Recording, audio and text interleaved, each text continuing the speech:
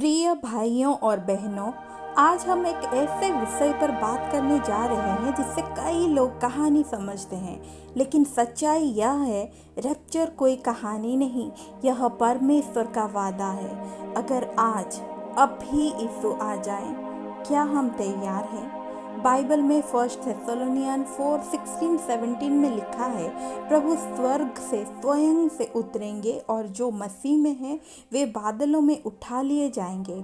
और 1 कोरिन्थियन 15:52 कहता है, एक पल में पलक झपकते ही हम बदल जाएंगे। इसका मतलब क्या है? रैप्चर अचानक होगा, बिना चेतावनी के। जैसे मैथ्यू 24:27 में लिखा है, जैसे बिजली चमकती है, रैप्चर भी वैसा ही होगा, अचानक, तेज और सबको चौंका देने वाला।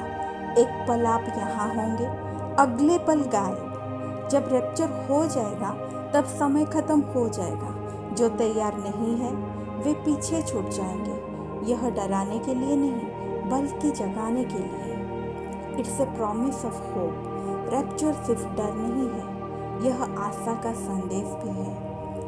यूहन्ना 14:3 में यीशु कहते हैं, मैं फिर आऊँगा और तुम्हें अपने पास ले जाऊँगा। यह हमारे लिए एक वादा है, हमेशा के लिए प्रभु के साथ रहने का। अब सवाल यह है, हम क्या करें?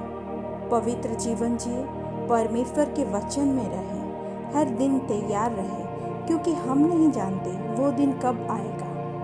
मेरे प्रिय, रैप्चर कोई कहानी नहीं है, यह एक सच्चाई है, एक वादा है, और वो दिन बहुत करीब है। इसलिए आज ही निर्णय लें, क्या आप तैयार हैं?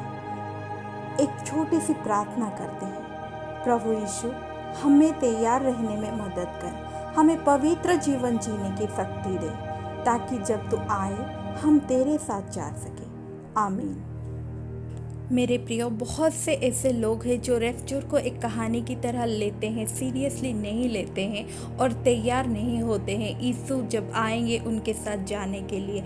उन तक ये वीडियो ज़रूर पहुंच जाएगा। शेयर कीजिएगा, लाइक कीजिएगा और सब्सक्राइब करके मुझे सपोर्ट कीजिएगा। प्रभु आपको आशीष दे। जय मसीह की।